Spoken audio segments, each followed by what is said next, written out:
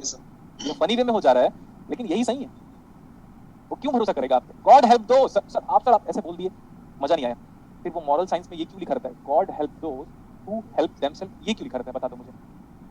आप खुद जिम्मेदार हो, आप अपने फेलियर के लिए और सक्सेस के लिए, किसी और को दोष मत दिया करो।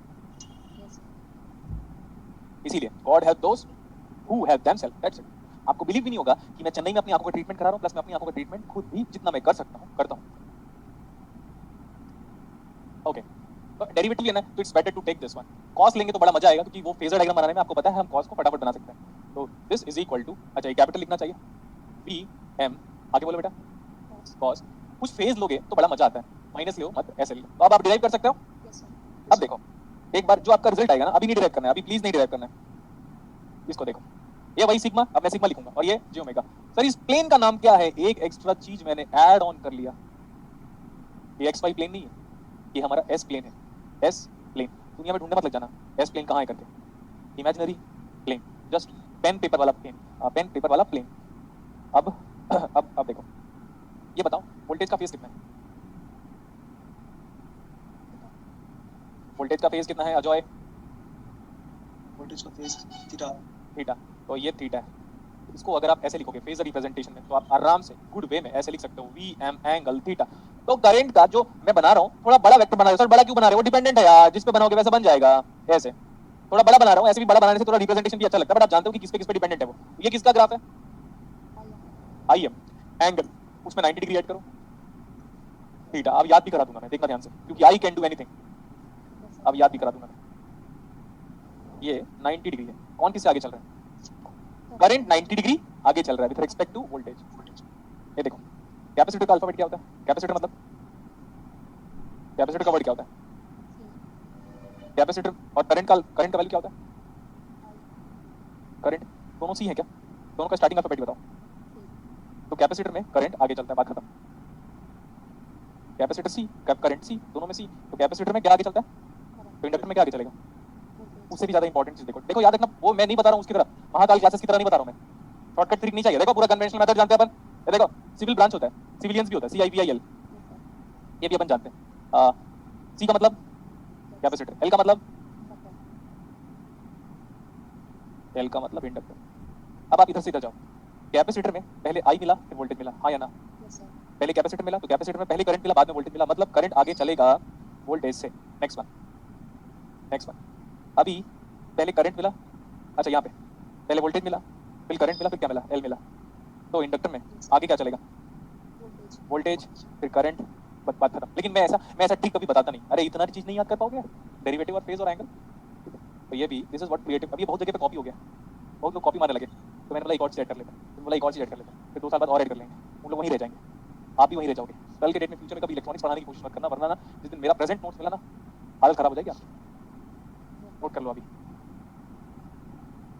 क्विकली। तो अभी हमारा AC analysis of inductor and capacitor. Ankit Das क्या बोल रहा है पता है? पढ़ूं मैं? दिल्ली आऊंगा आपसे मिलने के लिए PhD के बाद, आपका ऑटोग्राफ लेने, फेम करा रखूंगा आपको, सेलिब्रिटी, आप सेलिब्रिटी हो हमारे। ओके थैंक यू बेटा, it's all about your love, right? अगर आप इतना कॉम्प्लीमेंट नहीं दोगे तो मैं अपडेट करना ही बंद कर दूंगा, क्योंकि वो कॉम्प्लीमेंट को पाने के लिए मैं जी जान लगा देता हूँ। और दूसरा आप जानते हो दूसरा रीजन क्या है? मेरे फादर मेरे को फोन करते हर हफ्ते, इसलिए पढ़ रहे हैं? हाँ ठीक, पढ़ रहे नहीं, पढ़ाई कर इतना देखो, कितने कम टाइम पे हम इतना अम्यूजमेंट करते करते, देख लो कितना सारा चीज पढ़ चुके हैं आज की क्लासेस में, just have a recall kind of thing. देखो दिखा, यस सर। कॉपी में एक एक चीज लिखा है। सर बुक पढ़ना है, बुक नहीं पढ़ना है, प्लीज हाथ जोड़ रहा हूं मैं, मत पढ़ो बुक, बुक पढ़ने का नीड नहीं है। कब पढ़ना है? इंटरव्यू के लिए। कौन सा इंटरव्यू? बार्क इंटरव्यू, तब पढ़ना पड़ेगा, बुक से जरूरत नहीं। बार्क का बस एक ऐसा इंटरव्यू है अभी एट प्रेजेंट जो मेरे से पढ़ाई हुई चीजों से ज्यादा पूछने लगा, बस बस बार्क को एनी हाउ डिफीट करना है। अगर आप UPSC भी दोगे तो वो तो नीचे लेवल है। ये देखो, ये मैं बात किया था, मुझे नहीं पता क्या बात किया था, आपको समझ में आया था? हाँ ठीक है, गुड, हम भूल चुके हैं इसको। What is exponential is nothing but 1 का पावर इनफाइनाइट, 1 का power infinite is an indeterminate form, to convert that indeterminate form we use exponential. ये सब एक एक क्वांटिटी का बता दिया था, फिर अगर रैशनलाइज करने की नीड नहीं है, कभी भी क्लास में रैशनलाइज नहीं करोगे, इसलिए जो एनटी वाला जो इस बार पेपर सेट किया था उसमें 2 ऑप्शन नहीं थे, वो MCQ के बदले MSQ में कन्वर्ट हो चुका था, और उनको खुद नहीं पता, बिकॉज अपडेट नहीं करते। ये देखो बता दिया, ये बेसिक बात किया था। फिर हाँ, ये तो नॉर्मल था गेम में, in analysis of resistor, inductor and volt, हो गया। अब जो आपका जो था ना बेटा, देखो ध्यान से एक बार, सर आप क्या पढ़ाने वाले हो अभी? आपका एक क्वेश्चन था इस टॉपिक से,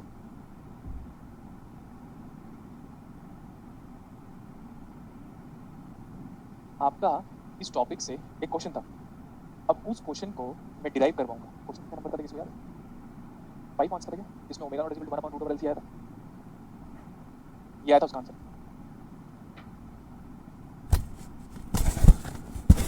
अरे बताओ ना, अभी आया था ना क्वेश्चन, भूल गए क्या? हाँ क्या हुआ, सब लोग क्या म्यूट हो गए क्या? No sir. ये आया था ना क्वेश्चन अभी, 3.5 मार्क्स में था, स्टूडेंट बोल रहे हैं, ठीक है? यस आप बताओ, जस्ट अजय ये बताओ, how much time I need to derive this expression? Sir. आपको चाहिए कितना? आपको तो बहुत कम चाहिए, 5 मिनट। 5 मिनट, 1.5 घंटे लगेगा डिराइव करने में, 1.5 आवर्स। तो डेप्थ देखो अभी, स्टार्ट करें? Yes sir. टॉपिक लिखो, ये क्या होता है? This is nothing but AC का shortcut representation, AC analysis of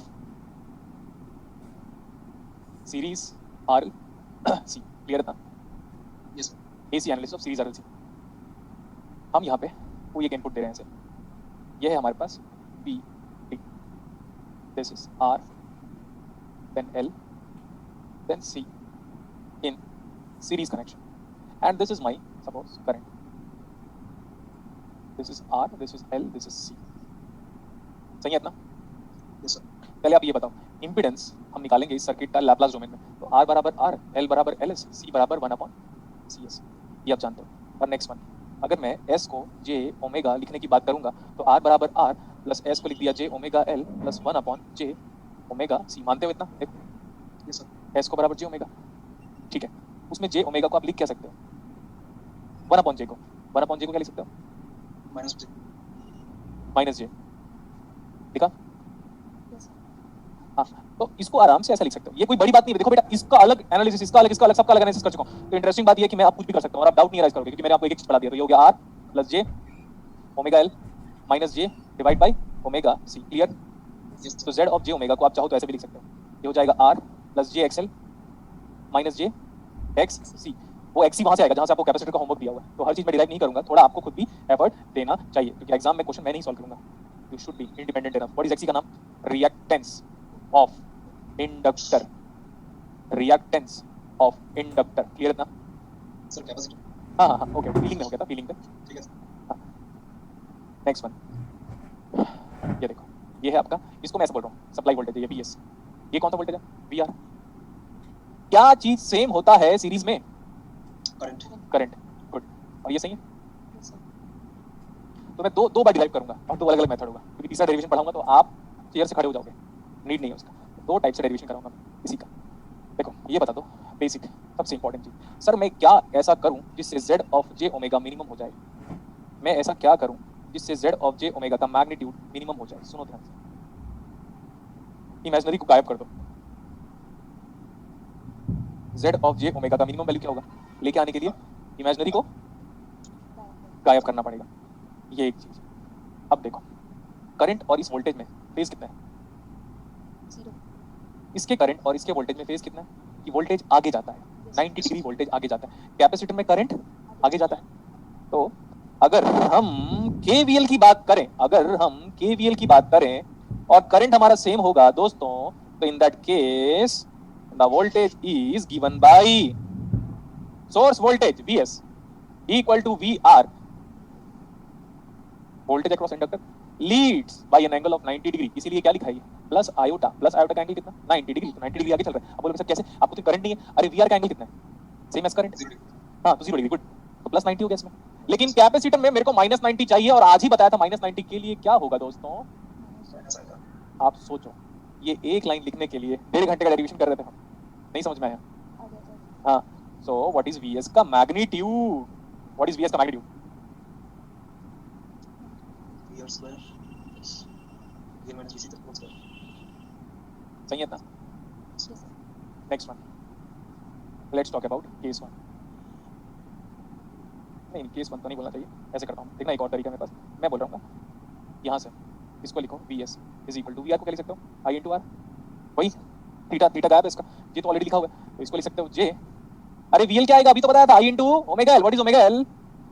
XL। अरे J विल बी J, ये क्या आएगा? I इंटू, अभी तो बताया था 1/ओमेगा C। व्हाट इज 1/ओमेगा C? reactance of the current को बाहर निकालो, करंट को बाहर निकालो. What is VS by I? दुनिया में जब भी वी बाई आई का रेशियो लोगे तो क्या आएगा? Impedance, resistance is equal to, देखो दूसरे तरीके से डिराइव कर दिया, मानते हो कि नहीं? मान गए सर. जेएक्सी. तो what is magnitude of the impedance?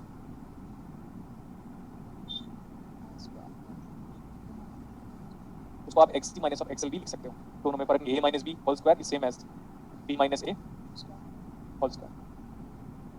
लिख लो जल्दी इतना, क्विकली लिखो इतना.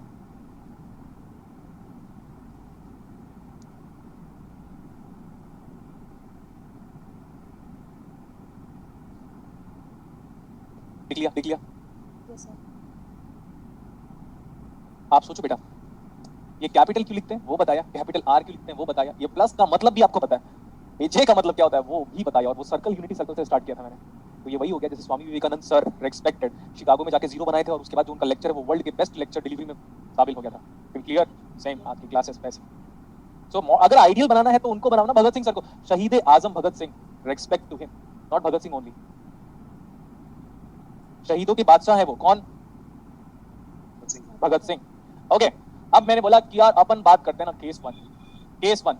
पावर फैक्टर करके बोला था, मैंने बोला था बेटा ध्यान रखो, वेट करो. तो आप वेट किए होंगे तो पावर फैक्टर अब आने वाला है थोड़ा टाइम पे. सो अगर आपका वीएल बहुत ज्यादा बड़ा है किससे? वीसी से, तो वो नेग्लेक्ट हो गया क्या? Yes, sir. तो ये हो गया वी आर. सर वो नेग्लेक्ट कर दो यार, चलो नेग्लेक्ट कर दिया. क्लियर? अब आज की क्लासेस में ये बताओ मेरा रेफरेंस क्या है? सीरीज आरएलसी सर्किट में रेफरेंस क्या होता है? करंट. Yes, sir. अब आप बोलोगे सर करंट क्यों रेफरेंस ले रहे हो? मैं यहाँ पे खड़ा हूँ फर्स्ट फ्लोर पे, मेरा भाई खड़ा है सेकंड फ्लोर पे, और मेरे पापा खड़े हैं फोर्थ फ्लोर पे. तो क्या हाइट मेजर करोगे क्या आप? नहीं. सबको सेम रेफरेंस में लेके आओ, सबको यहीं पे लेके आओ और सबको बोलो स्ट्रेट खड़े रहो. तो रेफरेंस क्या हुआ?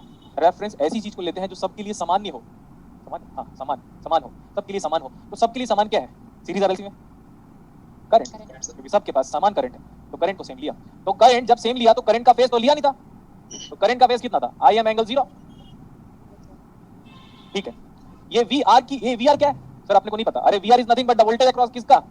रेजिस्टेंस. रेजिस्टेंस. तो सर बड़ा वेक्टर बनाऊं कि छोटा वेक्टर? वो तो तुम्हारी मर्जी है. तो मैंने बोला बेटा छोटा वेक्टर बना ले क्योंकि ऑलरेडी बड़ा बन चुका है. तो छोटा वेक्टर क्या है? ये छोटा वाला वेक्टर क्या है यार? बोलो वीआर. सर. इतना एनर्जेटिक कैसे हो गए? क्योंकि मुझे पता है जो मैं डील कर रहा हूं ना वो इंडिया का कोई भी टॉप मोस्ट बंदा भी डील नहीं कर पाएगा, और अगर डील कर लिया ना तो मेरे इतना सिंपल नहीं बना पाएगा. कैसे? जैसे वो खान से पढ़ाते ना पटना में, यस सर. तो वो बंदा क्यों फेमस है? क्योंकि उनकी जो भाषा है वो आम स्टूडेंट की भाषा से बड़ी मैच करती है. तो सारे स्टूडेंट कंफर्टेबल उसके, वाह वाह वाह कितनी आसान भाषा में बता रहा है बंदा. तो same teaching is an art and I am an artist. हो गया. तो ये कितना है? ये कितना है? अरे बताओ ना कितना ये? सर ये तो है ऐसा सर. वी नो कितना डिग्री, जितना करंट का फेज होगा उतना ही तो किसका फेज होगा. तो हमने पहले से फेज नहीं माना. ठीक है. ए वीएल का फेज कितना होता है मेरे को बताओ. इस वीएल को क्या करूं? इस वीएल का फेज कितना है? 90 डिग्री. वीएल में जो करंट था वो यही है क्या? हाँ. तो वीएल में जो वोल्टेज है वो करंट से 90 डिग्री आगे चल रहा है क्या? Yes sir. तो 90 डिग्री आगे का मतलब क्या होता है? Perpendicular line. बोलो यस. यस. हाँ, तो परपेंडिकुलर लाइन सर 90 डिग्री ऊपर जाएगा. 90 डिग्री ऊपर जाएगा. सर कितना बढ़ाना है? अरे वो तो वीएल का मैग्नीट्यूड डिसाइड करेगा ना, अपने को क्या फर्क पड़ता है उससे? यस. हाँ, तो अब ये हो गया. अब वेक्टर एडिशन, नहीं वेक्टर नहीं, वेक्टर एडिशन करो. ऐड हुआ? अरे ऐड हुआ क्या? ये व्हाइट लाइन और ये येलो लाइन लगभग ओवरलैप कर रहा है, लेकिन मैं उसके ऊपर क्यों बनाया उसको? दिखाने के लिए. अब ये व्हाइट वाली लाइन है वो वीआर एंगल थीटा है, और ये वाली लाइन क्या है? ब्लू वाली वीएल. वीएल. कितना आगे चल रहा है वो? 90 डिग्री. तो वीएल लिख दिया 90 डिग्री, यहाँ पे ऐसे बना दिया. और ये क्या है? Resultant vector. What is resultant vector बराबर? मैग्नीट्यूड बताओ. चलो जल्दी quick. VR square plus VR square plus VL square. तो व्हाट इज cos थीटा? अच्छा तुम लोग तो ट्रिग्नोमेट्री नहीं जानते ना, मैं तो भूल गया था. What is cos theta? Sir नहीं पता. लंब बटे कर्ण बटे लंब पता नहीं. हाँ, तो बेस बाय हाइपोटेनस याद करो. What is cos theta? अरे what is cos theta? Base by hypotenuse. What is base? VR angle 0. VR angle 0. उसको छोड़ो. मैग्नीट्यूड उधर. Yes. BS. What is VR? I am. What is VS? ध्यान से देखो, आई into Z था, नहीं आया. इधर देखना. Yes. What is VS? I into Z. Z. तो बी क्रिएटिव. सर करंट को तो कैंसिल होना ही था. पता है इसको मैं, अगर आप परमिशन दोगे तो दूसरा लैंग्वेज यूज करूंगा. हाँ सर. गंगा जल मूवी देखा? हाँ सर. ई तो साला होना ही था. मैंने पहले ही बोला था. देखो पहले बोल दिया था आपको कि मैं वाला वर्ड यूज करूंगा जो गंगा जल मूवी में यूज किया था. तो ठीक है, तो आपको हंसाने के लिए, to make you smile, because student की लाइफ में बहुत सारे सब्जेक्ट का प्रेशर होता है. तो अच्छा टीचर वो जो कट जाए जिंदगी हंसते हंसते. क्या डालोगे? जो भी डालोगे लिखो यार जल्दी. अरे यार अंकित क्या बोल रहा है पता है? सर आप मेरी गर्लफ्रेंड से भी अच्छा पढ़ाते हो. सोच रहा हूँ उसे ब्रेकअप कर लूँ और आपसे पैसा पैचअप कर लूँ, क्योंकि बोल दूंगा कि गर्लफ्रेंड से भी ज्यादा प्यार दोगे तो मजा आ गया क्लास में। मैंने तो आपको पहले ही बोला था ना, आप इसकी उसकी सबकी भूल जाओगे, बोला था मैंने आपको। ठीक है, मैं रियल लाइफ में इससे ज्यादा इंस्पिरेशन देता हूँ बेटा, रियल लाइफ, ये तो क्लास की लाइफ है। ठीक है, मेरे फादर ने अभी क्या बोला था पता है रिसेंटली, कि मेरे को अपने बेटे पे नाज है कि वो 10 घंटे की भी क्लासेस ले सकता है। वैसे मेरा एवरेज 7 घंटे के आसपास बनता था। 7 days standing with full energetic, banana on hands, Apple, ये तो जूस, शेक, ड्राई फ्रूट जानते हो आप।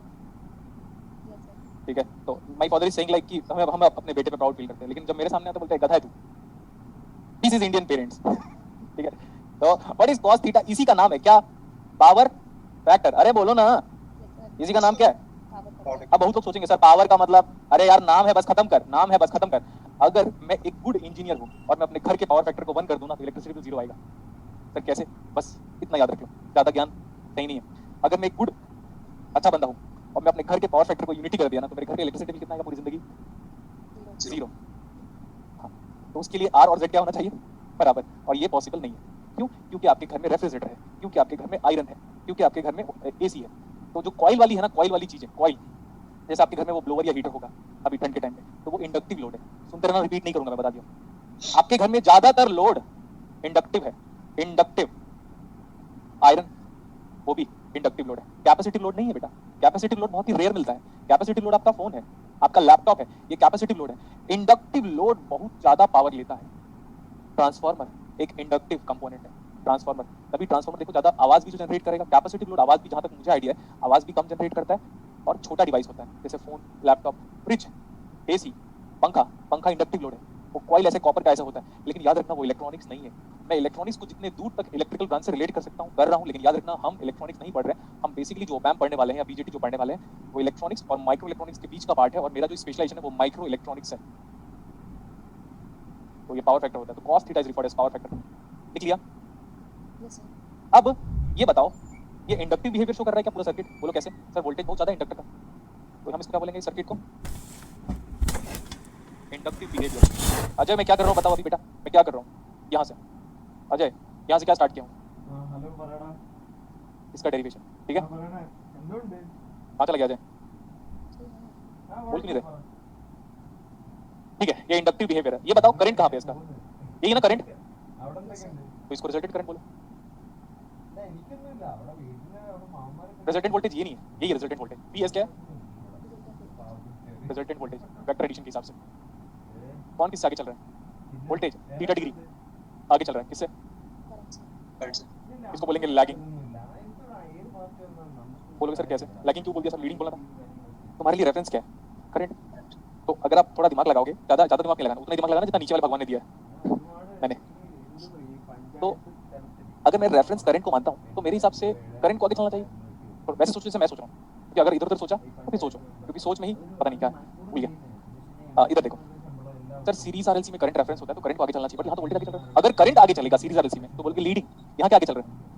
तो क्या बोलोगे? तो आप हमेशा ये याद रखो कि इंडक्टिव बिहेवियर की वजह से लैगिंग बिहेवियर आता है। इंडक्टिव बिहेवियर की वजह से लैगिंग आएगा। तो क्या बोलोगे? टोटल नाम क्या आ जाएगा पता है इसका? टोटल नाम देखो, इसका जो टोटल नाम है वो ये है, लैगिंग पावर फैक्टर। एंड ध्यान से सुनो, क्लासेस में, इस क्लासेस में 5-10 बच्चे ऐसे होंगे या 20 बच्चे होंगे जो ये सोच रहे होंगे पढ़ तो लिए, अब मैं क्लास 12 को पढ़ाऊंगा यही चीज। सुन, मत पढ़ाना, पहले खुद नेट जेआरएफ क्वालिफाई कर ले। बार बार कह रहा हूँ, इसको पढ़ने के बाद जो आज पढ़ाया हूँ ना, इसको क्या करोगे पता है? अगर आपका भाई बहन या कजिन ब्रदर या आसपास पड़ोस में कोई 12th क्लास का बच्चा होगा, 11th का बच्चा होगा, और वो आईआईटी की प्रिपरेशन कर रहा होगा, तो आप जाओगे और उसको इंप्रेस करने की कोशिश करोगे। मत करना, मत करना, बिल्कुल भी मत करना। वजह क्या है? वजह ये है कि तुम किसी और से आज पढ़े हो और वहां जाके ज्ञान दिखाने की जरूरत नहीं है। First thing. दूसरा, ज्ञान उस 12th क्लास के बच्चे को तब दिखाना जब तुम्हारा खुद का नेट जेआरएफ हो जाए, खुद का गेट क्वालिफाई हो जाए। किसी और को पढ़ाने की बिल्कुल भी जरूरत नहीं है। ज्ञान तब देना जब उसके लायक बन जाओ। देखो वो 5-10 बच्चों को रिप्लाई कर रहा हूं मैं कि किसी को मत पढ़ाओ बेटा, ना लिमिट पढ़ाओ ना फंक्शन, कोई नीड नहीं है। पहले खुद नेट जेआरएफ क्वालिफाई करो, नहीं तो फिर वही बच्चा जिसको आप तुम पढ़ाने जा रहे हो ना, कल गेट में पूछेगा ना क्या हुआ भैया आपका रिजल्ट, फिर क्या बोलोगे? अरे यार वो कोविड था इसलिए। अरे ऑनलाइन क्लास था यार। अच्छा हुआ नहीं तो ये बोल रहा है। देखो अभी किसी को नहीं पढ़ाना है, नेट जेआरएफ क्वालिफाई होने के बाद किसी को पढ़ाना है। सर सॉरी मैंने थोड़ा गया था आपको बात। हाँ कोई बात नहीं बेटा, कोई बात नहीं। वी आर क्यों पीछे रहता है लैग में? मेरे लिए रेफरेंस करंट है और रिजल्टेंट वोल्टेज ये है। रेफरेंस क्या है सीरीज आरएलसी में? करंट। और वोल्टेज ये आ गया। तो वोल्टेज थीटा डिग्री आगे चल रहा है। क्यों? क्योंकि प्रोटेक्टर में हम angle anti clockwise direction measure करते हैं। पूरी दुनिया में जितने लोग एंगल मेजर करते हैं कैसे मेजर करते हैं? Counter clockwise, counter clockwise. ये बता दिया। अब ये बार बार मत पूछना कि इंडक्टिव बिहेवियर की वजह से लैगिंग कैसे आता है। बता दिया मैंने। रेफरेंस करंट है, करंट यहाँ पे है, वोल्टेज यहाँ पे, वोल्टेज थीटा डिग्री आगे चल रहा है। क्लियर? Yes, sir. हो गया अभी, नो डाउट्स, बता दिया मैंने सब कुछ। चलो केस 2 के बारे में बात करते हैं। केस 2 पे कैपेसिटिव वोल्टेज काफी ज्यादा dominant as compared to this one. तो what is VS now? VR minus J VC. By voice. ठीक है, आपके लिए रेफरेंस क्या है पहले बताओ बेटा। आपके लिए रेफरेंस क्या है? करंट। लेट सपोज करंट में पहले से कोई फेज नहीं है। लेट सपोज करंट में पहले से कोई फेज नहीं है, तो ये है वो आई एम एंगल 0 डिग्री लिख सकता हूं। नहीं तो फिर ऐसे करके बनाता, येलो लाइन को ऐसे एंगल बना देता तो थीटा डिग्री हो जाता। अच्छा, जो करंट का फेज है क्या वही वीआर का फेज है? Yes, sir. क्यों? क्योंकि करंट और वोल्टेज रेजिस्टेंस के अक्रॉस में फेज कितना होता है? Same phase, difference is 0। तो इसका नाम हो गया V R phase will be same as the current का फेज। ये है minus J. What is minus J का फेज? Minus 90. Minus 90 degree. तो नीचे चला गया मैं। सर कितना बनाऊं? वो आपकी इच्छा है, उसके हिसाब से वो आपकी इच्छा है। Good. And next one sir हम दोनों को ऐड कर लेंगे। यस, ये क्या आएगा? रिजल्टेंट वेक्टर, नहीं सॉरी, वेक्टर क्वांटिटी। क्या बोलते हैं? Resultant vector quantity. हाँ, गुड। ये है VC, ये है VS, ये क्या है? Theta. So what is VS? From triangle of vector addition. अरे ट्रायंगल ऑफ वेक्टर एडिशन बताओ। रूट ओवर है। Yes, sir. Mostly. अब ये बताओ पढ़ क्या रहे हम? सीरीज सर्किट में रेफरेंस को क्या होना चाहिए? करंट। Yes, sir. तो मेरी क्या फीलिंग है? जो रेफरेंस भाई जिसको रेफरेंस बना रहे हो उसको आगे चलना चाहिए मेरे हिसाब से। सोचो तो करंट मेरा रेफरेंस है, तो रेफरेंस करंट ये है, ये मेरा रेफरेंस करंट है। और रेफरेंस वोल्टेज, अच्छा अरे रेफरेंस करंट और यही रिजल्टेंट करंट भी है क्या? पूरे सर्किट में यही तो करंट फ्लो है। Yes, तो sir. ये रिजल्टेंट भी है। पूरे सर्किट में जो करंट है वो यही है, तो ये रिजल्टेंट करंट भी है। What is resultant voltage? यही है। कौन किससे आगे? Current voltage से आगे. और हम क्या चाहते हैं? किसको आगे देना चाहते हैं? अरे करंट को ही आगे देना चाहते हैं। क्यों? क्योंकि सीरीज RLC में रेफरेंस वही होता है। तो ये जो सर्किट है कैसा ये लीडिंग, ये बताओ सर्किट लीडिंग कब होगा? जब आपके पास कैपेसिटिव नेचर हो। सर्किट लीडिंग तब होगा जब आपके पास कैपेसिटिव नेचर हो। चलो हम बात करते हैं cos theta. cos theta base by hypotenuse मतलब VR बाय PS। तो what is VR? I into R। What is VZ? अभी बताया था, करंट इज सेम। तो what is cos theta? cos theta का नाम क्या होता है? Power factor. अब ये बताओ यहाँ का पावर फैक्टर क्या है? लीडिंग की लैगिंग? पावर फैक्टर का दूसरा नाम निकालने की कोशिश मत करना ना। ये फैक्टर है, ये पावर है, कुछ नहीं बता दे रहा हूँ। ये रियल लाइफ का पावर फैक्टर है।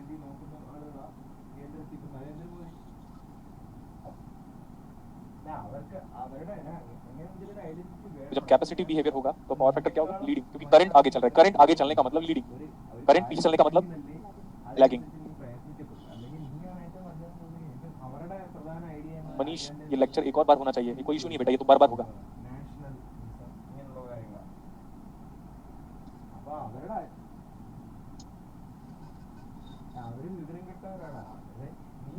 കേരളം ഇപ്പം എല്ലാ കേരളത്തിന്റെ എല്ലാം നല്ലതാണ്. കേരളം എല്ലാ മേഖലയിലും മികച്ചു നിൽക്കുന്നുണ്ട്. और द टाइम ഈ പശു पता भी नहीं चला। ഞാൻ ബിജെപി സപ്പോർട്ട് ചെയ്തിട്ടുണ്ട്. കാരണം അവരുടെ അജണ്ട ठीक है, लास्ट वाला पार्ट मैं करा देता हूँ। മനസ്സിലായി. പക്ഷേ लास्ट केस क्या होगा? दोनों बराबर हो जाए। अगर VL और VC का मैग्नीट्यूड क्या हो जाए? ऑब्वियसली मैग्नीट्यूड क्या, एक ही बात है। मैग्नीट्यूड लगाना चाहते हो लगा लो, मैग्नीट्यूड अगर लगाना चाहते हो तो लगा लो, कोई प्रॉब्लम नहीं। तो ये देखो, तो मैं डायरेक्टली ऐसा बोल सकता हूँ, डायरेक्टली कर दूँ VR के बराबर। Yes, sir. हाँ, तो अब देखो यहाँ से बता रहा हूँ, अगर VL VC के बराबर है तो हम जानते हैं आराम से कि VL I into omega L के बराबर है और ये I इंटू 1/ωc के बराबर है।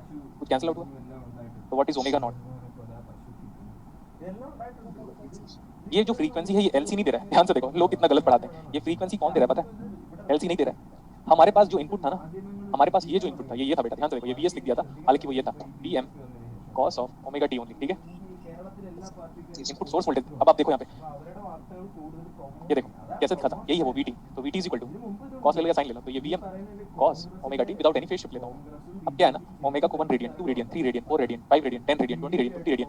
एक टाइम के बाद होगा क्या पता है, जब आप ओमेगा को बदलते जा रहे हो तो ये VL और VC क्या हो जाएगा? सेम। तो बोलोगे सर कैसे? अरे VL is equal to I into omega into L, VC is equal to I into 1 upon omega C। Omega is changing, तो दोनों की पॉसिबिलिटी कभी ना कभी तो बराबर होने की होगी ना, Yes, sir. क्योंकि चेंज हो रहे हैं। तो ये लोग क्या बोलते हैं पता है, ये एलसी जनरेट हुआ। अरे भाई मेरी बात पहले सुन ले, जितने टीचर्स पूरी दुनिया में पढ़ाते हैं ना, सब के सब टीचर गलत पढ़ाते हैं, सब टीचर कोई भी हो, आई डोंट केयर एट ऑल। क्या है सबसे इंपॉर्टेंट चीज इस सर्किट में ये हो रहा है कि सर एलसी जो सर्किट है उसका नेचुरल फ्रीक्वेंसी ऑफ ऑसिलेशन कितना होता है? एलसी टैंक सर्किट सीरीज हो चाहे पैरेलल हो, उसका नेचुरल फ्रीक्वेंसी ऑफ ऑसिलेशन कितना होता है?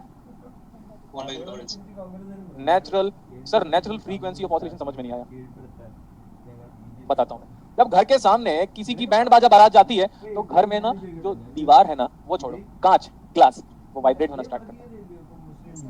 इसका मतलब उस जो बैंड बाजा जो बारात जो बगल से जा रही है ना, उसकी फ्रीक्वेंसी इस ग्लास की फ्रीक्वेंसी से मैच कर रही है, तो फ्रीक्वेंसी मैचिंग वाली कंडीशन आ गई। मतलब आपने उस ग्लास का resonant frequency of oscillation find out कर लिया है। सेम क्वार्ट्ज QUARTZ घड़ी मतलब क्वार्ट्ज कंपनी का, टॉर्मलिन, रॉचल सॉल्ट, जितने भी क्रिस्टल होते हैं इस दुनिया में, सबकी एक खुद की नेचुरल फ्रीक्वेंसी ऑफ ऑसिलेशन होती है। सब जितने भी क्रिस्टल होते हैं, जिसमें से एक SiO2 का क्रिस्टलाइन फॉर्म को बोलते हैं। SiO2 के क्रिस्टल फॉर्म को हम बोलते हैं क्वार्ट्ज। तो क्वार्ट्ज की फ्रीक्वेंसी ऑफ ऑसिलेशन होती है। तो क्वार्ट्ज सारे के सारे वॉचेस में, जितना भी आप एनालॉग या डिजिटल वॉच यूज करते हो, सब जगह पे वही यूज होता है। प्रैक्टिकल लाइफ में हम क्रिस्टल ऑसिलेटर को भी यूज कर सकते हैं। और उससे ज्यादा जो प्रोसेसर आप यूज करते हो उसमें हाई फ्रीक्वेंसी स्टेबिलिटी की रिक्वायरमेंट है, तो वो है पियर्स। पियर्स साबुन जैसा ही प्रोनाउंसिएशन उसका, पियर्स साबुन की तरह। तो पियर्स ऑसिलेटर, तो CMOS मतलब MOSFET plus crystal, in between that one. वो क्रिस्टल इतना थिन होता है कि आप इमेजिन भी नहीं कर सकते, आप खुली आंखों से देख नहीं पाओगे। तो उसको हम फोन के क्वालकॉम प्रोसेसर में यूज करते हैं। तो वही है नेचुरल फ्रीक्वेंसी ऑफ ऑसिलेशन, जिसको आप बोलते हैं सर मेरे जो फोन की फ्रीक्वेंसी, फोन 6 मेगाहर्ट्ज पहुंच सकते हैं, 6 गीगाहर्ट्ज पहुंच सकते हैं। तो गीगाहर्ट्ज की फ्रीक्वेंसी जनरेट करने के लिए ये नहीं चाहिए, ये मेगाहर्ट्ज तक की फ्रीक्वेंसी जनरेट हो सकती है, जिसमें मैं पढ़ाऊंगा हार्टले और कॉलपेट सिलेबस। तो ये नेचुरल फ्रीक्वेंसी ऑफ ऑसिलेशन है। अब हो क्या रहा है, अगर इमेजिन करो बैंड बाजा धीरे धीरे बज रहा है, तो आपका ग्लास वाइब्रेट नहीं होगा, फिर बढ़ाओ फिर बढ़ाओ फिर बढ़ाओ फिर बढ़ाओ फिर बढ़ाओ, एक टाइम के बाद ग्लास वाइब्रेट होगा। तो अब दोनों की फ्रीक्वेंसी मैच करके, तो वैसे ही मैं इसका फ्रीक्वेंसी बढ़ा रहा हूँ, इस ओमेगा को बढ़ाऊंगा बढ़ाऊंगा बढ़ाऊंगा और बढ़ाऊंगा और बढ़ाऊंगा। तो बढ़ाते बढ़ाते वो किसकी फ्रीक्वेंसी से मैच कर जाएगा? एलसी ऑसिलेटर की फ्रीक्वेंसी से मैच करेगा। और लोग क्या बोलते हैं पता, ये एलसी का फ्रीक्वेंसी, अरे भाई ये फ्रीक्वेंसी और वो फ्रीक्वेंसी ये चेंज हो रहा है, ये बढ़ते बढ़ते बढ़ते बढ़ते बढ़ते बढ़ते किसी ना किसी पॉइंट ऑफ फ्रीक्वेंसी पे एक एलसी ऑसिलेटर की नेचुरल फ्रीक्वेंसी ऑसिलेशन के साथ कोइंसाइड करेगा। तब जाके आप बोलोगे रेजोनेंस इज अचीव्ड, तब जाके आप बोलोगे रेजोनेंस इज अचीव्ड। अब याद रख लेना, ये रेजोनेंस बेंजीन रिंग की वजह से आया था, क्योंकि उसमें भी लोन पेयर ऑफ इलेक्ट्रॉन का ट्रांसफॉर्मेशन होता है। केमिस्ट्री का भी आइडिया है, मेरे को बता दिया हूं मैं, ortho Meta para positions of the benzene ring. तो यहाँ पे जो हम लोन पेयर ऑफ इलेक्ट्रॉन पढ़ते थे, उसमें जो रेजोनेंस होता है, तो केमिस्ट्री के रेजोनेंस को उठा के फिजिक्स के रेजोनेंस में घुसाया था, क्योंकि वहां पे भी इलेक्ट्रॉन ऑसिलेट करते हैं। समझ में आया? Yes sir. ओके, तो ये रेजोनेंट फ्रीक्वेंसी ऑफ ऑसिलेशन है, resonant frequency of oscillation, resonant frequency of oscillation. तो इस रेजोनेंट फ्रीक्वेंसी ऑफ ऑसिलेशन में आपका VR किसके बराबर है, सॉरी VS किसके बराबर है? VR के बराबर है। अब सुनो ध्यान से, मैं बता दे रहा हूँ, जहाँ पे नॉलेज जहाँ के रुकती है ना, जहाँ पे नॉलेज का फुल स्टॉप होता है, वहीं से मेरा नॉलेज स्टार्ट हो जाएगा। अभी आपको बिलीव नहीं होगा, हो जाएगा, कोई वरी की बात नहीं है, कोई प्रॉब्लम नहीं है। सर रिजल्टेंट मेरे पास करंट है, तो IM एंगल 0 डिग्री लिखा। अच्छा, तो VR क्या होगा? VR का भी तो एंगल सेम होता है, बताया था मैंने। तो VR को मैं ऐसे बना रहा हूँ। इस येलो कलर वाले का नाम क्या है? VR, और उसका भी फेस कितना है? क्योंकि करंट और voltage, current to the resistor IM angle theta, और वही वोल्टेज टू द रजिस्टर, दोनों का फेस सेम है। और यही VR किसके बराबर है? BS। तो इसमें जो थीटा बन रहा है, दोनों के बीच में थीटा कितना बन रहा है? 0 degree. What is cos 0? 1. cos 0 degree क्या इसको बोलोगे? 1 पावर फैक्टर बोलोगे कि यूनिटी पावर फैक्टर बोलोगे? UPF। What is this? Unity power factor. ये कोई शॉर्टकट नहीं है, मैं लिख दिया हूं बस, ठीक है। UPF। सर ये तो UPS टाइप लग रहा है, अनइंटरप्टेबल पावर सप्लाई। अरे जितना बोलता हूं उतना ही दिमाग लगा। अरे sorry, unity power factor, unity power factor. अब ध्यान से सुनो सर, यूनिटी पावर फैक्टर मतलब क्या होता है कि पावर फैक्टर कितना हो जाए? 1। जब भी पावर फैक्टर 1 होगा, इस पूरे के पूरे इलेक्ट्रॉनिक्स में क्या जनरेट होगा? रेजोनेंस। सर रेजोनेंस क्या होता है? अगली क्लास में बताऊंगा। At resonance, at resonance, at resonance, at resonance. Sir इतने बार क्यों बोल रहे हो? Imaginary part is 0। Imaginary part कितना है? नहीं है इमेजिनरी पार्ट, देखो ना यहाँ पे VL को VC के बराबर पुट करोगे तो इमेजिनरी पार्ट खत्म। तो सर कौन सा इमेजिनरी पार्ट? करंट का इमेजिनरी पार्ट भी 0 होगा। करंट का इमेजिनरी पार्ट कितना होगा? 0। वोल्टेज का इमेजिनरी पार्ट कितना होगा? 0। इंपीडेंस का इमेजिनरी पार्ट कितना होगा? Z का इमेजिनरी पार्ट IMA। इसका इमेजिनरी पार्ट कितना होगा? ये भी 0। सर कैसे? अच्छा देखो, VL VC के बराबर है, तो XL XC के बराबर है। Yes, Yes, sir.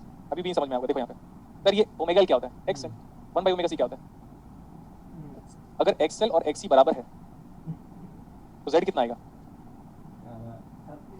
नहीं आ रहेगा बेटा। देखो अगर XL XC के सर देखो ना यहाँ पे अगर VL VC के बराबर है, ध्यान से देखो VL VC के बराबर तो what is VS root over VR square, तो VR सर XL XC के बराबर, हाँ तो फिर Z बराबर R। अभी सुन रहा हूँ, ये जल्दी नोट करो, मजा आया वो क्लास में आज बहुत ज्यादा, इससे बेटर क्लास पॉसिबल नहीं था। आस्था जैन बेटा रेजोनेंस पढ़ाया नहीं फिर भी बोल दिया सर आज एक्चुअल में रेजोनेंस पढ़ के बड़ा मजा आया, रेजोनेंस पढ़ाया ही नहीं हूं मैं अभी, बट अगर आप सोच रहे हो कि सर ये भी रेजोनेंस है तो ये अच्छी बात है। Aastha Jain it's good right that you have characterised. हर क्लास म्यूट ही चलेगी क्योंकि मुझे पता चल गया म्यूट में ही मजा है, म्यूट में ही। कुछ लोग बोलते हैं आवाज नहीं आ रही है, कैसे आवाज नहीं आ रही भाई, बाकी लोग तो कैसे सुन रहे थे, आ रही है तो ना रेजोनेंस में पावर फैक्टर यूनिटी होता है, Z किसके बराबर होता है Resistance. At resonance. Sir resonance क्या होता है, रेजोनेंस कल पढ़ाऊंगा। At resonance Z is minimum and what is the minimum value of Z? R. At resonance what is omega naught? At resonance what is supply voltage का बराबर, so imaginary part imaginary of voltage is 0, imaginary of current भी 0 होगा। Sir अभी तो proof नहीं किया, अरे जरूरत नहीं है उसको।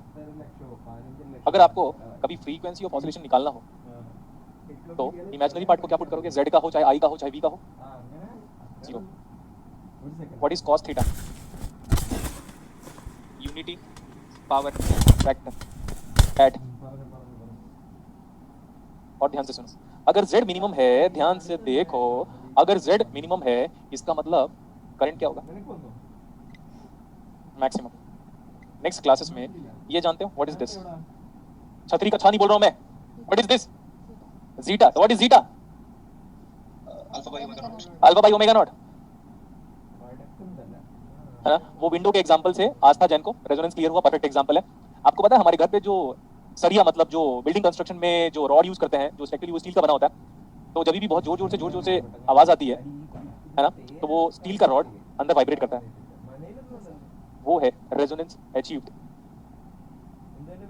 इससे अच्छी क्लास में कभी नहीं ले पाऊंगी, गुड थैंक यू बेटा, नहीं ले पाऊंगा। तो व्हाट इज दिस छतरी का छा, zeta, and what is this quality factor. कुछ भी नहीं पढ़ा है मैंने अभी सीरियस में, और ये मत सोचना कि डेरिवेशन हो गया करके, क्योंकि ये डेरिवेशन सब लोग कर सकते हैं, तो जो सब लोग कर सकते हैं वो गुलशन सर नहीं करेंगे, जो मैं करूंगा वो कोई नहीं करेगा। तो याद रखना अभी आपके डेरिवेशन का सिर्फ 30% डेरिवेशन कंप्लीट हुआ है सीरीज आरएलसी में, तो इसका जो रिमेनिंग 70% है वो नेक्स्ट क्लास में जो पढ़ा दिया। एक एक चीज को पढ़ के आना, आज की classes is supposed to be very basic. सुन लो पूरे बच्चे लोग, सारे बच्चे लोग सुन लो। एंगल आज के बाद से कभी नहीं निकलवाऊंगा मैं, खुद निकालना है एंगल, ठीक है। फिल्टर हमारा इसी से कंप्लीट होगा, नेक्स्ट हमारा फिल्टर भी इसी से कंप्लीट होगा। और क्या बोलना चाहिए, बहुत लोग जा रहे हैं क्या, आई डोंट केयर एट ऑल, क्या जाओगे आपका प्रॉब्लम होगा। हाँ वेरी गुड, ये अंकित दास सही बोल रहा है कि अगर अर्थक्वेक की रेजोनेंट फ्रीक्वेंसी अगर बिल्डिंग के फ्रीक्वेंसी से मैच कर गई तो बिल्डिंग कोलैप्स होगा। परफेक्ट, क्लियर ना। Yes, sir. Yes, sir. बहुत लोग चले गए क्या, बस बताओ तो बेटा, कुछ लोग गए, कुछ लोग गए क्या, गए क्या कुछ लोग, जाना है तो- जाने दो, जाने वालों को कोई रोका है। हाँ, sir. जिसे जाना है तो वो अब जाए। देखो अपुन क्या करता है, क्या बोला जल्दी बताओ। अब देखो अपुन क्या करता है, सी 2 into जितने लोग गए उनको बोलो आराम से जाओ और प्रेम रतन धन पायो। देखो क्या करोगे और तुम लोग लाइफ में, plus 10 integration VDT। Wow interesting, is it the differential equation दोस्तों, Yes, sir. यस, बट ये नॉर्मल डिफरेंशियल इक्वेशन नहीं है। हालत खराब हो जाएगी आपकी इस डिफरेंशियल इक्वेशन पे, यस और नो। Yes, sir. अब देख लो, this is what I can do, अरे सॉरी फोन नहीं दिखा रहा था, this is what I can do, this is what I can do, just keep trying. इसके बाद न्यूमेरिकल ऑफ होगा। अभी देखो अपना, देखो ऐसा क्वेश्चन एग्जाम में आएगा आपके, कौन से एग्जाम में, टेस्ट सीरीज में। अभी हमारा नेटवर्क थ्योरी का टेस्ट होगा, क्लियर, Yes, sir. खत्म होने वाला, बस ज्यादा नहीं है, इसी एनालिसिस के बाद टेस्ट होगा आपका। सो मतलब मैं कुछ भी करूं क्या, मैं कुछ भी करूं क्या, Yes, sir. इसको देखो ये हो जाएगा, मैं कुछ भी कर रहा हूं, I don't care at all, plus 5 plus, अरे डेरिवेटिव का लैप्लास क्या होता है, एस, Yes. इंटीग्रेशन का लैप्लास क्या होगा, Right One by balance. S. देखो मैं कुछ भी कर रहा हूं, I don't care about the steps being followed by Alexander साडुको to solve this numerical. English आई समझ में नहीं आई, आ गई, sir. I don't care at all about the steps which is being adopted by Alexander Saduko to solve this numerical. But what I am applying is nothing but my concept. अब इस पूरे को ऐसे ही रहने दो, इसको ले लो V ऑफ S ले सकते हो, अरे वोल्टेज। हाँ सर, लेकिन हाँ मैं यहाँ पे एक एरर कर दिया क्योंकि आप जानते हो इसको कैपिटल V से लिखना चाहिए, क्लियर। यस सर, क्या कर रहा हूँ मैं, अब आप जानते हो कि सर उसका लैप्लास मत लो, थोड़े देर के लिए बस उसका लैप्लास मत लो, थोड़े देर के लिए बस उसका लैप्लास मत लो, थोड़े देर के लिए उसका लैप्लास मत लो। सर क्यों ना लिखे हम, सर इधर लैप्लास ले लिया उधर लैप्लास नहीं लिया, अरे मेरे को फॉलो करोगे कि अलेक्जेंडर साडुकू को, हाँ बस बात खत्म हो गया। फिर अब इसको थोड़ी देर के लिए वैसे ही रहने दो। We know that S equal to J omega. दुनिया में कभी भी साइनसोइडल स्टेडी स्टेट एनालिसिस पढ़ोगे तो फ्रीक्वेंसी पता होगा हमेशा। सर कैसे, देखो दुनिया में कभी भी साइनसोइडल स्टेडी स्टेट एनालिसिस पढ़ोगे तो ओमेगा पता होगा, या क्वेश्चन में ढूंढना पड़ेगा, या हो सकता है आप निकाल भी लो। तो what is S is equal to, J omega, what is omega बराबर, मैं बोला मेरे को बिल्कुल फर्क नहीं पड़ता, मैं डायमेंशन एरर करके भी सॉल्व करूंगा, nobody can stop me in this world. Now see, उसको वैसे ही रहने दो sir, 50 cos 5t minus 30 degree divide by 2 J omega. Omega बराबर कितना है, तो ये क्या 10 ओमेगा हो रहा है क्या, मतलब 10 J हो रहा है क्या, Yes, sir. और 5 बराबर 5, और ये S को अगर J ओमेगा रखोगे तो J 5 रखोगे तो 2/J आएगा, तो माइनस 2J। यस सर, और सुनो अभी चीजें खत्म नहीं हुई है, एकदम ध्यान से देखते रहो, बता दिया हूं ये क्या है। फिर इसको थोड़ा सिंपलीफाई करो यार, इसको थोड़ा सिंपलीफाई करो। अगर सिंपलीफाई करोगे तो क्या लिखूंगा मैं, 5 + 8J। यस सर, 5 + 8J को R एंगल थीटा में, वेट करो, 5 + 8J को किसमें कन्वर्ट करना है,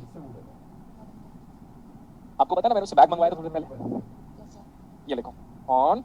इस कैलकुलेटर ने मुझे गेट एग्जाम में 72 मार्क्स लेके आने के लिए बहुत मदद किया, इसके बगैर कुछ नहीं। तो मैंने बोला 5 + 8 आयोटा, ठीक है। अब सुनते रहिएगा, आपके पास भी कैलकुलेटर होगा, मेरा कैलकुलेटर थोड़ा फास्ट है, क्यों, क्योंकि वो मेरे से चलता है। मेरा कैलकुलेटर फास्ट क्यों है, क्योंकि वो मेरे अकॉर्डिंग काम करता है। तो इसका जो मैग्नीट्यूड आ रहा है वो ये आ रहा है कैलकुलेटर में, 9.433 एंगल 58 डिग्री लगभग लिख देता हूं मैं, क्योंकि 57.99461679 आया, 58 डिग्री चलेगा, अरे बोलो ना आ जाए। Yes, sir. हाँ सर, अब क्या करें, इसको देखो ध्यान से, आप अपना मैथमेटिक्स अप्लाई कीजिएगा और देखो मेरा मैथमेटिक्स कितना क्विकली आंसर लेके आता है। तो V ऑफ t 50 इसके रिजल्टेंट को इसी से डिवाइड कर दो, तो ये बन गया 9.433, ठीक है। और आपको बताया था एंगल जब ऊपर जाता है सब्ट्रैक्ट हो जाता है तो -30 डिग्री -58 डिग्री, ये मेरा आंसर है। मजा आया, यस सर, क्यों पढ़ाया मैं, एसी एनालिसिस। आप समझ सकते हो एसी एनालिसिस के दम पे आप मैथ्स को सॉल्व कर सकते हो, लेकिन मैथ्स के दम पे आप एसी एनालिसिस को नहीं कर सकते। फिर से रिपीट कर रहा हूँ, एसी एनालिसिस के दम पे आप कॉम्प्लेक्स को सॉल्व कर दोगे, ये कैलकुलेटर से मैं आपका कॉम्प्लेक्स सारी रिमूव कर देता हूँ। It's all about creativity level यार। तो मैं बोल रहा था कि मैथ्स में जो आप कॉम्प्लेक्स पढ़ते हो उसे एसी एनालिसिस नहीं सॉल्व कर पाओगे, लेकिन जो हम इलेक्ट्रॉनिक्स में जो एसी एनालिसिस पढ़ते हैं, देखो कितना जल्दी आंसर आ गया, पहले भी कर सकते थे इसको, समझ रहे हो। Yes, sir. लेकिन ये मत बोलना सर आपने डायमेंशन, सर इधर भी लैप्लास ले लो, गधा है क्या है, लैप्लास करेगा। मेरे को फॉलो करो, अलेक्जेंडर साडुकू भी कुछ टाइम के बाद मेरे को फॉलो करेगा, लेकिन उसको पता होगा तब तो ना, ठीक है। Yes, sir. यस सर, एक बार मैं चेक करता हूँ कि आंसर क्या आ रहा था, ठीक है। कुछ लोग चले गए होंगे, कोई प्रॉब्लम नहीं है। ये बताओ बेटा, ये 50 डिवाइड बाय 9.433 कितना आ रहा है। 5.3005, अब देखो अलेक्जेंडर साडुकू का आंसर क्या दिया हुआ है, अलेक्जेंडर साडुकू का आंसर देखो। आपको उस बुक को नहीं फॉलो करना है, क्लास में बाद में बात करता हूँ। अलेक्जेंडर साडुकू का क्या दिया हुआ है answer, see that answer is given to me as 5.3 cos of 5t -88 degree, ठीक है इतना। यस सर, और एक और चीज आप ऐसे भी कर सकते थे सर, कैसे कर सकते थे, ध्यान से सुनते रहना, ध्यान से सुनते रहना सर। मैं अगर चाहता तो इसी को लिख देता 50 angle -30, clear. Yes sir, Yes, sir. तो आपका आंसर ऐसा दिया था 50 एंगल -30 डिवाइड बाय नीचे कितना आया था, ये देखो नीचे 9.433 angle 58। It's up to you.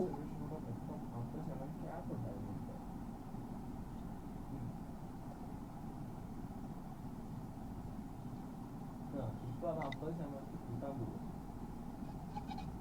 അത് ആരാന്നറിയോ പിണറായി സർക്കാർ.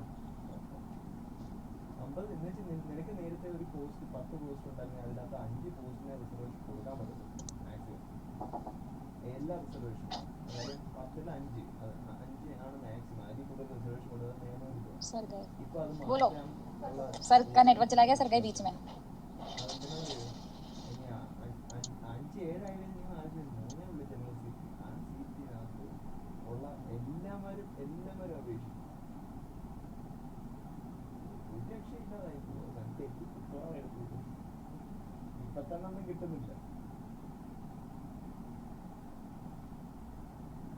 ഞാനും ആഗ്രഹിക്കുന്നത് ഞാൻ എൻ്റെ 100% എനിക്ക് ഇവര് കോൺഗ്രസ് വേറെ ആരും വന്നാലും നീ ഒന്ന് SDP ഭരിച്ചാലും ഇവര് വേണ്ട. അത്രയ്ക്ക് ഇതാ ഒരു മര്യാദപ്പെട്ട സർക്കാർ.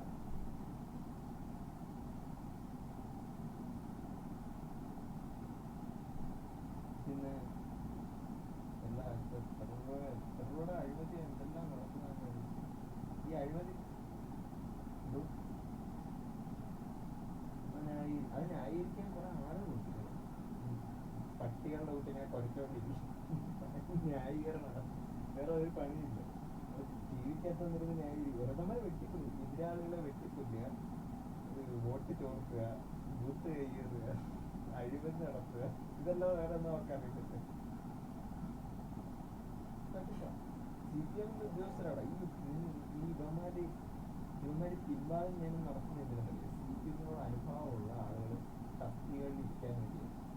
പ്രധാനമായിട്ടും അതാണ്. CPM എൻ്റെ CPM പാർട്ടി എനിക്ക് തന്നതാണ്. അതുകൊണ്ട് ഞാൻ CPM പാർട്ടിയോട് കടപ്പിടിക്കുന്നതാണ് തോന്നുന്നത്. അങ്ങനെ തോന്നിക്കഴിഞ്ഞാൽ അയാളെ കൊണ്ട് ഒരുപാട് വിളിച്ചു പറഞ്ഞാൽ ഒരു പാർട്ടി കമ്മിറ്റിയിൽ നിന്ന് ഒരാൾ വിളിച്ചാൽ അയാൾക്ക് ഒരു ബഹുമാനം വരും. ഉടനെ വരിക കടപ്പെട്ടിരിക്കുക. എനിക്ക് നീ ഒരു ഉദാഹരണം പറയുന്നത് നിനക്ക് ഒരാൾ ജോലി എന്ന് കഴിഞ്ഞാൽ അയാൾ വിളിച്ചിട്ട് അയാളെ പറഞ്ഞ് നീ അത് ചെയ്തിട്ടില്ല, പണി കിട്ടും. പണി കിട്ടിയില്ലെങ്കിലും ചെയ്യാൻ ഉത്തരവാദിത്വം വരും. അപ്പൊ ആത്മാർത്ഥമായിട്ട് വർക്ക് ചെയ്യാൻ ഒരാളെ പറ്റും. അതിനൊക്കെ എത്ര ഡിപ്പാർട്ട്മെന്റ് ഈ മുഖ്യമന്ത്രിയുടെ പേഴ്സണൽ സ്റ്റാഫ് ഇതിന് എല്ലാവരെയും സ്ഥിരപ്പെടും.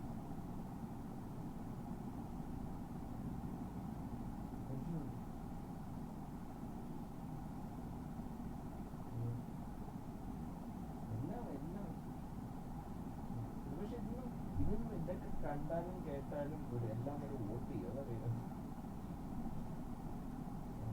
എല്ലാം വായി നോക്കിയതാണ്. ഇതൊക്കെ അവസാനം ഇതിന്റെ കൊടിയും പാർത്തിക്കൊണ്ട് ഇവിടെ റോഡിലൂടെ ഇറങ്ങി സഖാക്കളെ എന്നൊക്കെ വിളിച്ചു കഴിയുമ്പോൾ വോട്ട് ചെയ്യും. ഇത് കേട്ട് കഴിയുമ്പോ പിന്നെ എല്ലാവരും ഈ പറയുന്നത് ഈ CPM എന്ന് പറഞ്ഞാൽ മരിക്കുന്ന ആളുകളുണ്ട്. അല്ലെങ്കിൽ എന്തോ ഈ അവന്മാരുടെ തലയിൽ കൂടെ ചാണകം കൊരി ഒഴിച്ചാലും അവന്മാർ വോട്ട് ചെയ്യും. അങ്ങനെയുള്ള ആളുകളാണ്.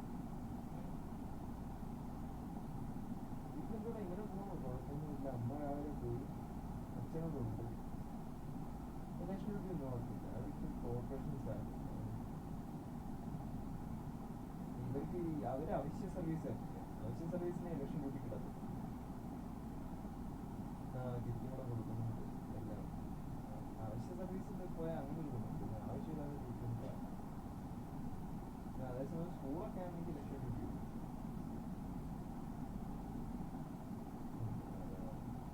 ഈ കണ്ണൂരൊക്കെ ചെന്ന് കഴിഞ്ഞാൽ അവന്മാര് ഭൂത്തം കയ്യേറും. പിന്നെ ഓഫീസറൊക്കെ അങ്ങോട്ട് മാറ്റിയിരുന്നു. അങ്ങോട്ട് മാറിയിരിക്കാൻ പറയും.